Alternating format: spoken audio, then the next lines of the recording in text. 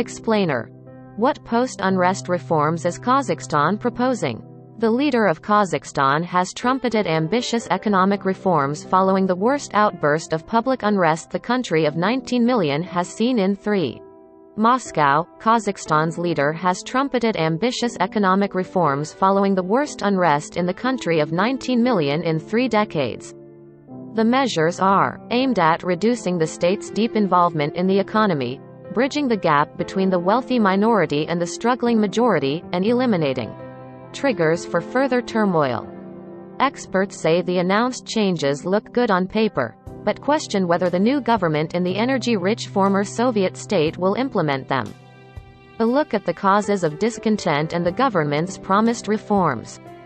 What's roiling Kazakhstan? On January 2, small protests broke out in an oil city in western Kazakhstan where residents were unhappy about a sudden spike in prices for liquefied gas, which is widely used as automotive fuel. The demonstrations soon spread across the vast country, reflecting wider public discontent with steadily decreasing incomes, worsening living conditions and the authoritarian government. By January 5, the protests descended into violence, with armed groups storming government buildings and setting cars and buses on fire in Kazakhstan's largest city, Almaty. To quell the violence, President Kassym-Jomart Tokayev requested help from a Russia-led security alliance, the Collective Security Treaty Organization. The Bloc of 6 former Soviet states sent more than 2,000 troops. Authorities arrested thousands of people and more than 220, mostly civilians, were killed. About a week after the protests began, order was largely restored. Why were gas prices such a sore point? The price of gas soared to 120 tenge, 27 cents, per liter, a significant increase in the country where, according to Tokayev's own admission, half the population earns no more than 50,000 tenge, $114 a month. The spike came about as the government moved away from price controls as part of efforts to build a market. Analysts say the increase came as a complete surprise. All these decisions were made without transparency. People woke up to a new gas price that was 2.5 times higher, said Kasim Khan Kaparov, an economist in Kazakhstan and founder of The Economist KZ think tank. The western region of Kazakhstan where the protests started also produces oil and gas. Residents were outraged that the price increased while their salaries remained stagnant, said Rustam Bernashev of the Kazakh-German University in Almaty, an expert on regional security in Central Asia. They were saying, "Guys, we're producing it, and now we have to buy it at astronomical prices?" They agree that gas prices, all over the world, grow, but in that case, they say, that our salaries should too, Bernashev said. How did Kazakhstan end up in this situation? Kazakhstan became independent when the Soviet Union collapsed in 1991. In the first post-independence years, the country saw rapid economic growth and rising prosperity. For almost 3 decades, it was dominated by Nursultan Nazarbayev, its last Communist Party leader at the time of independence. The country profited from its natural resources, most notably oil.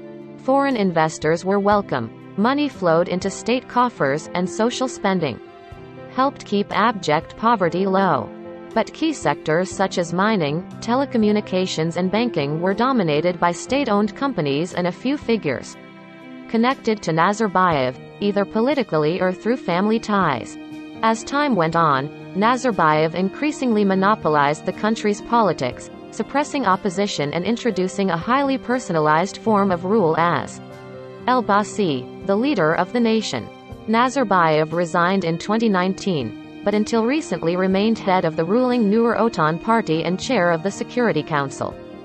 Tokayev, the chair of the upper house of parliament, was appointed president and renamed the capital of Astana to Nur Sultan, to honor his predecessor. What are the issues behind the public discontent? Discontent among ordinary people goes way beyond gas prices. People are aware of the country's striking level of inequality and the immense economic privilege of those around Nazarbayev, in which 162 people control more than half the country's wealth.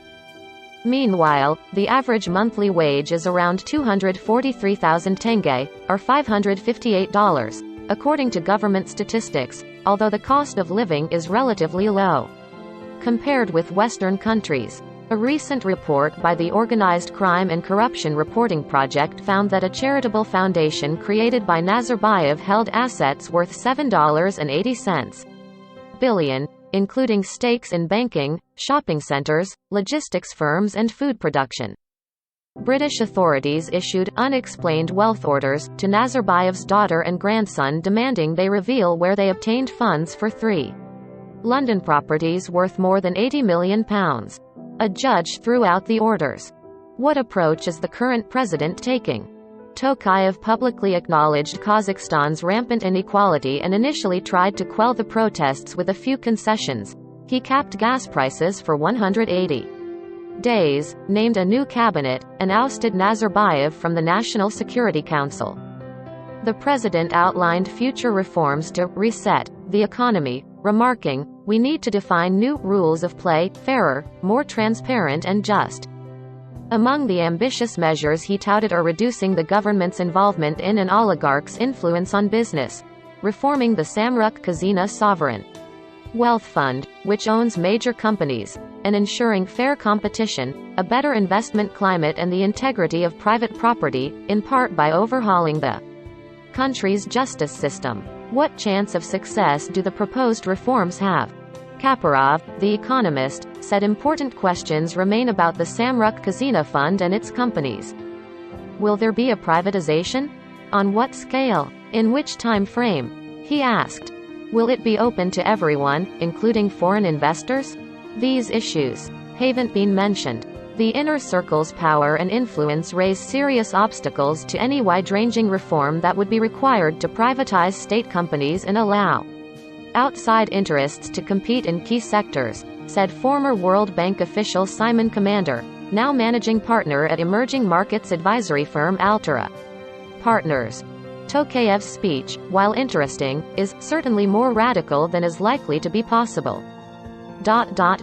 Let's hope he turns out to be a genuine reformer. But he added, I'm very skeptical. Their economic and political structure hems them in. What about political reforms? During his years in office, Tokayev also has promised limited political reforms, including local elections. But the crackdown on protesters suggests authorities don't intend to allow genuine political opposition, and without political reform, economic reform is difficult to imagine. Greeting discontent with more than 12,000 arrests is a pretty good metric for how the regime thinks it needs to respond, Commander said. McHugh reported from Frankfurt, Germany.